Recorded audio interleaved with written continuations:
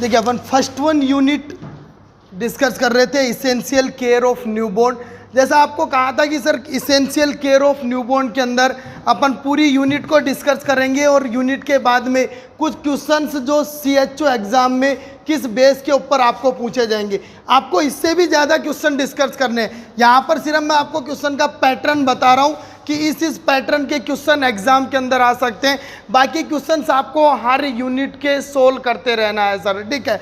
तो ये अपना पहला क्वेश्चन जो है वो पहला क्वेश्चन है इस यूनिट से। फर्स्ट वन क्वेश्चन है अपना कि when does the umbilical cord in a neonate eventually dry and fall off sir, कि अम्बिलिकल कॉर्ड कब ड्राई एंड फॉल हो जाता है सर। CHO एग्जाम के बेस पे आपको पढ़ना है कि एक अम्बिलिकल कॉर्ड बच्चे का अपन ने कहा था कि 4 से 5 सेंटीमीटर के ऊपर जो रिमेनिंग लेंथ अपन ने रख दी थी, वो रिमेनिंग लेंथ भी जो 4 से 5 सेंटीमीटर रखा था वो ड्राई कब हो जाएगा और फॉल कब हो जाएगा। देखिए पहला ऑप्शन अपना 9 to 12 डेज के अंदर, सेकंड ऑप्शन दिया है 3 to 5 डेज के अंदर, थर्ड ऑप्शन दिया है 5 to 8 डेज के अंदर और लास्ट ऑप्शन दिया है आफ्टर 12 डेज कि 12 दिन के बाद में सर, ठीक है। इन चारों ऑप्शन के अंदर अपने को याद रखना है कि umbilical cord dry and fall down कब हो जाएगा।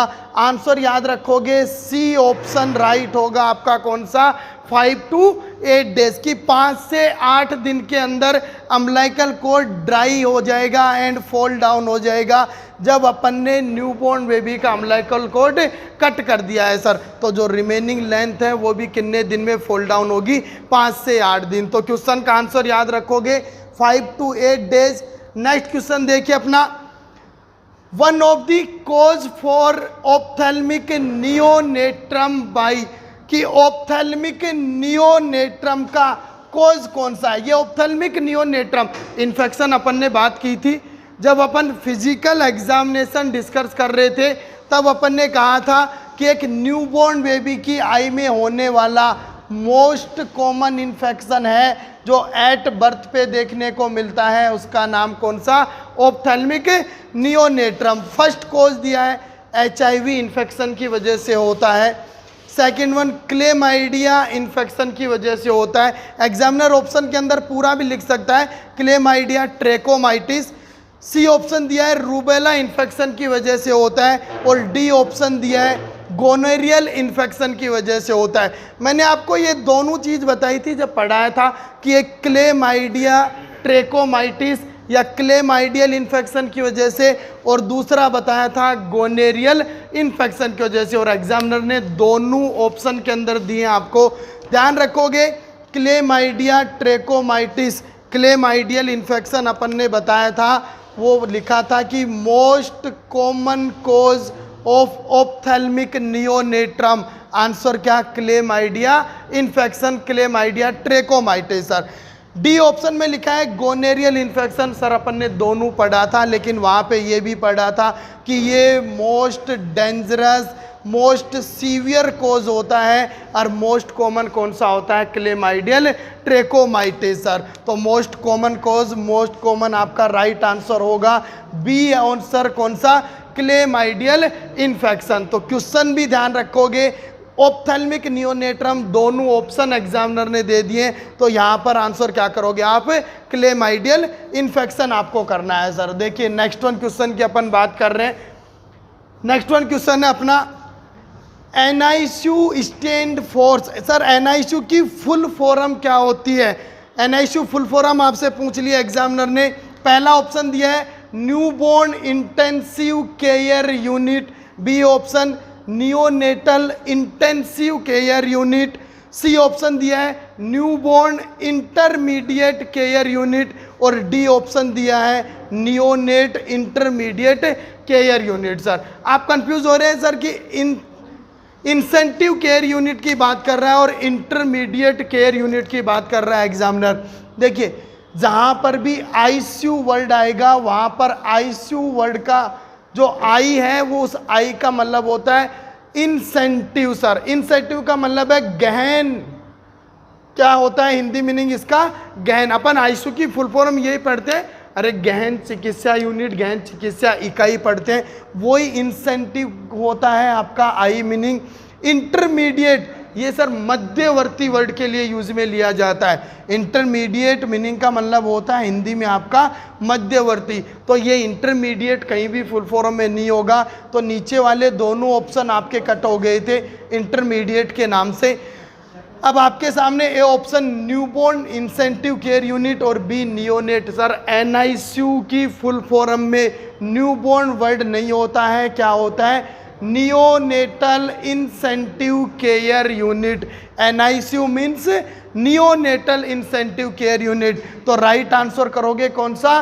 B answer. इसी तरीके से क्वेश्चन बनाएगा एग्जामिनर सर, सेम इसी तरीके से आपके पास में क्वेश्चन आएगा। आपको करना है neonate incentive care unit sir. Next one question की बात करते हैं अपन। देखिए नेक्स्ट क्वेश्चन आपका, while apply suction for excessive secretion in a newborn body which part need to be suction first। आपको आंसर ध्यान आ गया सर, जो यूनिट अपन ने डिस्कस की है, अपन क्वेश्चन पढ़ते ही आपको आंसर ध्यान आ गया। क्वेश्चन समझो, एक्सेसिव सिक्रेशन है एक न्यूबॉर्न में, सक्शन करना है उनको, तो पहली सक्शनिंग की बात कर रहा है। सक्शन फर्स्ट, पहले कौन सी सक्शनिंग करोगे? माउथ करोगे, नोज करोगे? देयर इज नो ऑर्डर की सक्शन नहीं करोगे, ऑर्डर नहीं है। Based upon amount of secretion. देखिए नीचे वाले दो ऑप्शन डिपेंड तब कर रहे होते हैं कि there is no order. Sir question ही नहीं बनता, अगर ऑर्डर में नहीं है तो ये क्वेश्चन की लैंग्वेज नहीं होती कि किसकी सक्शन करोगे। Based upon of amount of secretion, secretion amount पे डिपेंड करना। यहाँ तो अपन ने कहा है एक्सेसिव सिक्रेशन है और सक्शनिंग करनी है सर, तो नीचे वाले दोनों ऑप्शन तो गलत थे। आपके पास दो ऑप्शन थे, फर्स्ट माउथ और सेकंड नोज लिखा हुआ है सर। आप राइट आंसर करोगे, अपन ने पढ़ा है कौन सा? ए ऑप्शन राइट होगा। पहले माउथ की जाती है ओरल कैविटी की, देन सेकंड की जाती है आपकी कौन सी? नेजल कैविटी, नोज की जाती है सर। किसको रोकने के लिए पढ़ाया था मैंने आपको यूनिट में? एस्पिरेशन को रोकने के लिए, टू प्रिवेंट एस्पिरेशन। इस एस्पिरेशन को रोकने के लिए पहले कौन सी यूनिट? आपकी ओरल कैविटी, माउथ क्लीन करना है, देन आपका nasal cavity sir. Next one question की बात करते हैं अपन। नेक्स्ट वन क्वेश्चन लिखा हुआ है, the urethra which open on dorsal surface of penis is term as. देखिए दोस्तों नाम लिया है डोर्सल सरफेस, अरे अपर सरफेस की बात की है इसने। कौन सी सरफेस की बात कर रहा है? Upper surface. मैंने कहा था डोर्सल वर्ड जहां भी आएगा डी और ई पास पास आते हैं। डोर्सल सरफेस ई पास वाला है, एपीस्पेडियासिस। कौन सा राइट होगा इसके अंदर? आपका ए ऑप्शन एपीस्पेडियासिस राइट होगा सर। हाइपोस्पेडियासिस की जब भी बात करेगा क्वेश्चन के अंदर एग्जामिनर लिखेगा वेंट्रल सरफेस। क्या लिखेगा? Ventral surface sir. इसके बाद देखिए सी ऑप्शन है क्रिप्टो ऑर्किडिज्म। अपन ने बात की क्रिप्टो ऑर्किडिज्म क्या होता है? Undescended testis, undescended testis sir. Scrotum से का एम्पिटी मिलना, उसके अंदर टेस्टिस का डिसेंड नहीं होना, क्या कहलाता है? क्रिप्टो ऑर्किडिज्म। अरे सर्जरी का नाम बताओ, कौन सी सर्जरी पढ़ी थी? ऑर्चिडोपेक्सी। कौन सी सर्जरी करते हैं? ऑर्चिडोपेक्सी। तो दोनों क्वेश्चन यहीं पर ध्यान रख लोगे। ऑर्चिडोपेक्सी सर्जरी क्रिप्टो ऑर्किडिज्म के लिए होती है। नेक्स्ट वन लिखा है एन ऑर्किडिज्म। एन ऑर्किडिज्म का मतलब है absent of testis, testis he absent हो तो एन ऑर्किडिज्म टर्म होता है सर। यहाँ पर क्वेश्चन डोर्सल सरफेस से पूछा है, यूरेथ्रल ओपनिंग। राइट आंसर क्या होगा? ए ऑप्शन होगा सर एपीस्पेडियासिस। अगर वेंट्रल सरफेस से क्वेश्चन बनाएगा तो आंसर क्या दोगे आप? हाइपोस्पेडियासिस आंसर दोगे सर। देखिए नेक्स्ट क्वेश्चन देखते हैं अपना। अगला क्वेश्चन आपका maximum Apgar score is. Apgar score maximum कितना होता है सर?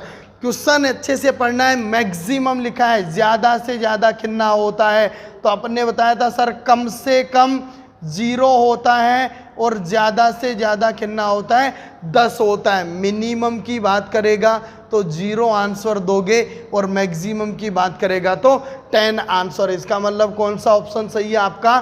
सी ऑप्शन सही है सर। यहाँ पर 10 लिखा है, सी ऑप्शन राइट है। नेक्स्ट वन क्वेश्चन देखिए, इसी तरीके के क्वेश्चन बनेंगे सर CHO एग्जाम में, इसी पैटर्न के ऊपर क्वेश्चन बनेंगे इस यूनिट से। नेक्स्ट क्वेश्चन है observational care of newborn include. मैंने आपको बताया यूनिट का नाम जो है वो क्वेश्चन पूछ लिया अब इसने। देखिए essential care of newborn unit पढ़ रहे हैं अपन। उस इसेंशियल केयर ऑफ न्यूबॉर्न के अंदर कि एक बच्चे को ऑब्जर्वेशनल केयर ऑफ न्यूबॉर्न, जब बच्चे की न्यूबॉर्न केयर की जाती है तो कौन कौन सी केयर्स को ऑब्जर्व किया जाता है। पहला ऑप्शन देखो, प्रोवाइड वार्म, बोलो बच्चे को ड्राई किया जाता है, वार्प किया जाता है, लपेट लिया जाता है ड्राई करके, इसका मतलब ये केयर करते हैं अपन। बी ऑप्शन देखो, इनिशिएट ब्रेस्ट फीडिंग, अपन ब्रेस्ट फीडिंग स्टार्ट कर देते हैं। हाँ, न्यूबॉर्न में बर्थ के बाद में सर नॉर्मल वेजाइनल डिलीवरी होगी तो एज सून एज पॉसिबल या with in 30 minute, and caesarean section से होगी तो 4 घंटे के बाद में क्या कर देते हैं अपन, स्टार्ट कर देते हैं। नेक्स्ट वन दिया है मॉनिटर न्यूबॉर्न। हाँ, न्यूबॉर्न बेबी को मॉनिटर किया जाता है सर, उसका क्राई करना देखा जाता है, बच्चा रो रहा है या नहीं रो रहा है, रेस्पिरेशन स्टार्ट किया है नहीं किया है, मॉनिटर करना, वाइटल साइन असेस करना, उसके हार्ट रेट उसकी देखी जाती है आपगार के अंदर, रेस्पिरेटरी एफर्ट रेट देखी जाती है, टेम्परेचर बच्चे का देखा जाता है। इसका मतलब ये केयर भी ऑब्जर्व होती है। और लास्ट ऑप्शन है ऑल ऑफ दी अबाउ। तो ऊपर वाले तीनों ऑप्शन सही है इस क्वेश्चन के लिए कि वार्म भी किया जाता है, ब्रेस्ट फीडिंग भी की जाती है स्टार्ट, और मॉनिटर भी किया जाता है। तो कौन सा ऑप्शन सही होगा आपका? डी ऑप्शन राइट होगा, all the above sir. Next one question देखिए आपका, नेक्स्ट वन क्वेश्चन लिखा हुआ है a preterm baby is a baby born before how many weeks of gestation. Gestation life में कितने सप्ताह से पहले का जन्म होना आप प्री टर्म बेबी कहोगे sir? A preterm baby का नाम लिया है क्वेश्चन के अंदर। मैंने आपको कहा था अगर 37 वीक से पहले हुआ तो कौन सा बेबी होगा? Pre term. तो 40 वीक वाला ऑप्शन गलत है, 42 वीक वाला ऑप्शन गलत है। 2 ऑप्शन है आपके पास, एक है 32 वीक और एक है 37 वीक सर। एग्जामिनर ने कहा है प्री टर्म, अपन ने पढ़ा है sir before 37 week, before 37 week, लेकिन जो बी ऑप्शन दिया उसके अंदर 32 वीक है। इसका मतलब ये ऑप्शन भी क्या है 37 से तो पहले ही है। अब यहाँ क्वेश्चन की लैंग्वेज पढ़ना बहुत जरूरी है अपने को सर। देखिए baby born before how many week, कितने वीक से पहले प्री टर्म कहोगे। इसका मतलब उस वीक के बाद में प्री टर्म नहीं कहा जाएगा। अगर अपन ये कहें कि सर 32 वीक भी प्री टर्म है तो इसके बाद वाला 33 वीक क्या है, 34 वीक क्या है, 35 वीक क्या है, वो भी तो सब प्री टर्म है। लेकिन देखिए डी ऑप्शन को 37 वीक लिखा हुआ है, 37 वीक, इससे पहले बिफोर सब प्री टर्म है सर। और इसके बाद में 37 वीक से एक दिन भी अगर अबाउ है तो अपन उसको क्या कहेंगे, फिर टर्म बेबी कहेंगे। तो प्री टर्म किससे पहले, ऑप्शन डी राइट करोगे दोस्तों। कंफ्यूज नहीं होना है, अपना माइंड नहीं लगाना है कि सर 32 भी यही है, 37 भी यही है। क्वेश्चन लैंग्वेज अच्छे से पढ़नी है, क्वेश्चन के अंदर ही आंसर अपने को मिल जाएगा। अगर अपन इसमें ये बिफोर वर्ड अच्छे से पढ़ रहे हैं इसका मतलब इसका आंसर इसी लैंग्वेज से मिल जाएगा आपको सर, ठीक है। तो 37 वीक आपको राइट आंसर करना है यहाँ पर प्री टर्म बेबी के अंदर। नेक्स्ट वन देखिए, नेक्स्ट क्वेश्चन आपका, normally the umbilical code content how many artery and how many when. दोस्तों अम्बलाइकल कोड का कंटेंट क्या है, कितनी आर्टरी होती है और कितनी वेन होती है, पढ़ा है मैंने जस्ट इससे पहले आपको। देखिए 1 वेन एंड 2 आर्टरी, कि सर 1 वेन और 2 आर्टरी होती हैं, ठीक है। 1 वेन 1 आर्टरी होती है, 2 आर्टरी 2 वेन होती हैं, 1 आर्टरी और 2 वेन होती है। पहला ऑप्शन राइट है अपना सर कि 1 वेन होती है और 2 आर्टरी होती हैं सर। कौन सा ऑप्शन सही है अपना? पहला ऑप्शन सही है, 1 अम्बलाइकल वेन होती है और 2 क्या होती है? अम्बलाइकल आर्टरी होती है दोस्तों। नेक्स्ट वन देखिए, बी ऑप्शन क्या लिखा हुआ है? 1 वेन एंड 1 आर्टरी सर। ये नहीं होता है 1 वेन और 1 आर्टरी नॉर्मल कंटेंट, लेकिन फिर भी 1 वेन आर्टरी एक हो तो उस केस को कहा जाता है रीनल एजिनेसिस। एक ही किडनी है उस बच्चे में, अगर 1 आर्टरी है तो सर ऑप्शन तो यहाँ पर ए राइट है अपना सर। 1 when 2 artery. सिर्फ आपको बता रहा हूँ बी के अंदर क्या होता है, सी डी में क्या हो सकता है। तो बी में होगा तो रीनल एजिनेसिस का केस होगा। 2 आर्टरी एंड 2 वेन ये गेस्टेशन लाइफ में होती है सर, ठीक है। और गेस्टेशन लाइफ में भी कब तक? 4 मंथ तक सर, 4 महीने तक 2 आर्टरी 2 वेन मिलती है। उसके बाद में एक वेन जो है वो वेन क्या हो जाती है? डिसअपियर हो जाती है सर। 1 आर्टरी एंड 2 वेन ये ऑप्शन गलत है आपका। आपका ऑप्शन यहाँ पर कौन सा है? ए ऑप्शन राइट है, 1 वेन एंड 2 आर्टरी सर। तो ध्यान रखोगे इस क्वेश्चन का आंसर ए ऑप्शन राइट है। नेक्स्ट वन क्वेश्चन देखते हैं अपन। Which drugs is administer at birth to prevent the potential problem of the abnormal bleeding? दोस्तों एबनॉर्मल ब्लीडिंग हो रही है बर्थ के बाद में, तो आप उस बच्चे को कौन सा ड्रग्स दोगे, कौन सा इंजेक्शन दोगे? मैंने आपको बताया ब्लीडिंग को रोकने के लिए इंजेक्शन दिया जाता है, कौन सा? विटामिन के इंजेक्शन सर। कौन सा ऑप्शन राइट है? बी ऑप्शन राइट है। देखिए इंजेक्शन ट्रेनेक्जिम एसिड, बिल्कुल इंजेक्शन ट्रेनेक्सा ब्रांड नेम से आता है, ब्लीडिंग रोकता है। लेकिन सर्जरी के बाद, एक बच्चे की कोई सर्जरी हुई हो या एडल्ट की कोई सर्जरी हुई हो, सर्जरी के बाद ब्लीडिंग रोकने के लिए दिया जाता है, वहाँ इंजेक्शन होता है इंजेक्शन ट्रेनेक्जिम एसिड सर। यहाँ पर आपने को जस्ट बर्थ के बाद देना है विटामिन के। डोज भी ध्यान रखोगे 0.5 mg प्री टर्म के अंदर और 1 mg ट्रम बेबी के अंदर। इंजेक्शन स्ट्रेप्टोकाइनेस सर नहीं, थ्रोम्बोलाइटिक का काम करता है ये इंजेक्शन सर। जहाँ पर ब्लड क्लॉट हो जाए, थ्रोम्बस बन जाए आर्टरियोग्राम में, तो उस थ्रोम्बस को तोड़ने के लिए लिया जाता है इंजेक्शन स्ट्रेप्टोकाइनेस सर, ठीक है। डी ऑप्शन दिया है इंजेक्शन AZ500, एक प्रकार का एंटीबायोटिक है, ब्लीडिंग नहीं रोकता है। जो एजिथ्रोमाइसिन अपन पढ़ते हैं वो ब्रांड नेम है उसका AZ500 mg सर, ठीक है। तो यहाँ पर इस क्वेश्चन में आपको दिया है ब्लीडिंग को बर्थ के बाद रोकना है, ये सर्जरी के बाद रोकने के लिए काम में लिया जाता है इंजेक्शन, बर्थ के बाद रोकना है विटामिन के। दोनों डोज याद रखोगे 0.5 mg एक प्री टर्म बेबी में और 1 mg कौन से बेबी में? टर्म बेबी के अंदर। तो बी ऑप्शन राइट होगा यहाँ पर अपना इस क्वेश्चन का। नेक्स्ट वन क्वेश्चन देखते हैं अपन अपना। देखिए नेक्स्ट क्वेश्चन आपका, phimosis is characterize by. Phimosis क्या है? अपन ने पढ़ा था फोर स्किन का रिवर्ट बैक नहीं होना ग्लांस पेनिस पे क्या कहलाता है? फीमोसिस। देखिए कौन से ऑप्शन में कह रहा है ऐसी बात? Absence of penis, penis absence होना, नहीं सर फीमोसिस नहीं है ये। Condition when site of urethral meatus in on opening ventral surface, ये हाइपोस्पेडियासिस की डेफिनेशन है सर, हाइपोस्पेडियासिस है ये। क्या है ये? हाइपोस्पेडियासिस है। Condition when site of urethral meatus is on penile dorsal surface, ये एपिस्पेडियासिस की है, एपिस्पेडियासिस सॉरी एपिस्पेडियासिस में डोर्सल सरफेस, हाइपो के अंदर वेंट्रल सरफेस सर। देखिए D option, condition in which the four skin is narrow and can not be retract glans penis. Glans penis पे sorry four skin का retract नहीं होना क्या कहलाएगा फिर? आपका फीमोसिस कहलाएगा सर। तो कौन सा ऑप्शन राइट आपका? डी ऑप्शन राइट है sir.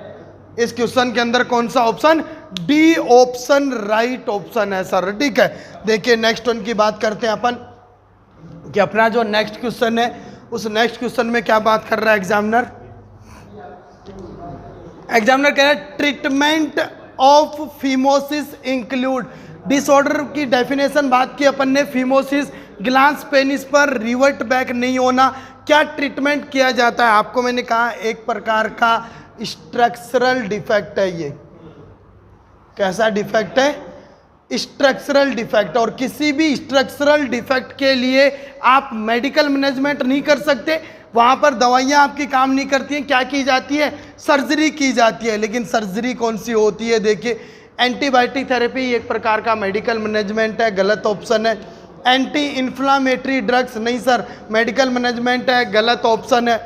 Incision of the four skin of the glans penis, glans penis पे फोर स्किन का क्या होना, इंसिजन लगाया जाए सर, इंसिजन लगा दिया जाए फोर स्किन पे, तो वो ग्लांस पेनिस पे रिवर्ट होने लग जाए। बिल्कुल सही है, सर्जरी के अंदर यही किया जाता है, इसकी जो सर्जरी होती है उसमें यही किया जाता है। रिमूवल ऑफ ग्लांस पेनिस नहीं सर, गलत ऑप्शन है। और इस सी के अंदर जो लिखा हुआ है incision of the four skin of the glans penis, इस सर्जरी का नाम होता है सरकमसीजन। कौन सी सर्जरी, सरकमसीजन। हो सकता है एग्जामिनर अपने को ये क्वेश्चन के अंदर incision of four skin of the glans penis ना लिखकर डायरेक्ट प्रोसीजर का नाम लिख दे सरकमसीजन, तो ये भी राइट है आपका सी ऑप्शन। और इसकी जगह अगर सरकमसीजन लिखेगा तो ये सी सरकमसीजन भी क्या होगा, आपका राइट आंसर होगा। देखिए दोस्तों, ये मैंने आपको जितने भी क्वेश्चन सोल्व करवाए हैं, ये एक आपका एक जर्नल पैरामीटर मैंने बता दिया, कुछ इनग्रेडिएंट टाइप के क्वेश्चंस मैंने आपको दे दिए कि पहली यूनिट के अंदर कौन कौन से इनग्रेडिएंट आपको मिल सकते हैं सर। बेस है ये सर, अगर इस पहली यूनिट को या किसी भी सब्जेक्ट के अंदर आपको कोई भी टॉपिक क्लियर करना है, इसका मतलब उसकी थ्योरी कंटेंट के बाद में आप उसके ज़्यादा से ज़्यादा क्वेश्चन सोल्व करें किसी भी बुक से सर। जो भी बुक आपके पास अवेलेबल है उस बुक से आप उसके ज़्यादा से ज़्यादा क्वेश्चन सोल्व करें। किस तरीके के क्वेश्चन आ सकते हैं और उनका आंसर कैसे देना है, क्वेश्चन की लैंग्वेज किस तरीके से आपको पढ़नी है, ये इन सभी क्वेश्चन में मैंने आपको बता दिया है कि इस तरीके से क्वेश्चन पढ़ोगे, इस तरीके से आंसर करोगे। या तो सही आंसर को डिटेक्ट कर लोगे कि सर लैंग्वेज से अपने को सही आंसर का पता लग गया, सही पता नहीं लग रहा है तो सर उसमें गलत कौन कौन सा है वो सब निकाल दोगे, तो जो बचा हुआ है उसको भी आप राइट मानोगे सर। ठीक है, इस तरीके से अपने को क्वेश्चन सोल्व करने हैं। तो आज की क्लास के लिए इतना ही, ये सारे क्वेश्चन ध्यान रखेंगे। Okay, thank you.